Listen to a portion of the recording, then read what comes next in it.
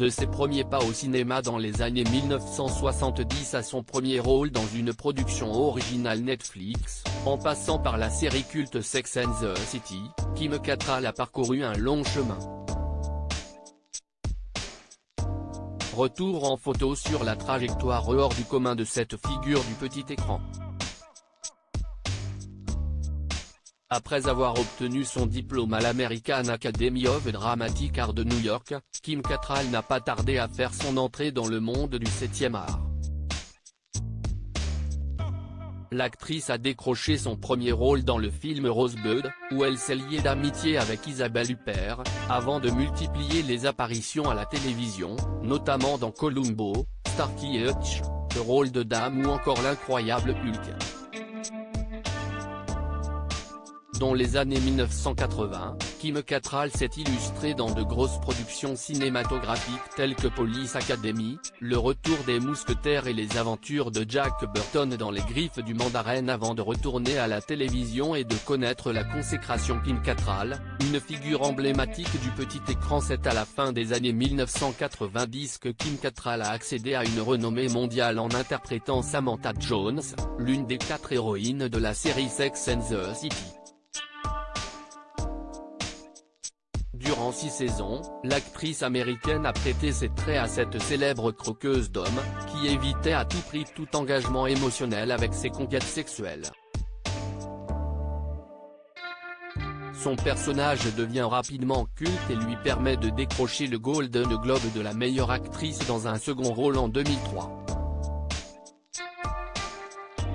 Si Kim Cattrall est devenue une figure emblématique du petit écran, elle a néanmoins eu du mal à décrocher de grands rôles au cinéma. La comédienne a renoué avec le succès à la fin des années 2000 lorsqu'elle a repris le rôle de Samantha Jones dans Sex and the City, le film et sa suite. Le succès des 2 longs métrages, sortis respectivement en 2008 et 2010, ne lui a pourtant pas permis de relancer sa carrière. Un retour triomphal pour Kim Cattrall. Plus de 10 ans après Sex and the City 2, Kim Cattrall a fait un bref retour dans la peau de Samantha Jones dans la seconde saison de la série And Just Like That. L'actrice, qui n'a tourné aucune scène avec Sarah Jessica Parker, a révélé la condition qu'elle avait imposée à HBO pour reprendre son célèbre rôle dans la suite. C'est très intéressant de recevoir un appel du directeur de HBO disant « Que pouvons-nous faire ?» Je me suis dit « Laissez-moi être créative. » Et l'une de ses idées était de faire revenir Pat Field, la célèbre costumière de Sex and the City, note de la rédaction. Je me suis dit que si je devais revenir, il fallait que je revienne avec ce style de Samantha.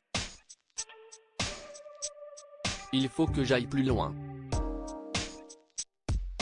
Et c'est ce que nous avons fait. Après son retour dans l'univers Sex and the City, Kim Cattrall est l'héroïne d'une nouvelle série sur Netflix. Composée de 10 épisodes, Glamour raconte l'histoire de Marco Mejia, un jeune queer transsexuel dont la vie patine jusqu'à ce qu'il décroche un poste chez l'icône du maquillage Madeline Addison. Si Glamour, qui continue de truster le top des séries les plus vues en France, a fait l'objet de nombreuses critiques, le retour de Kim Cattrall, lui, a fait l'unanimité auprès des internautes. Article écrit en collaboration avec 6 médias.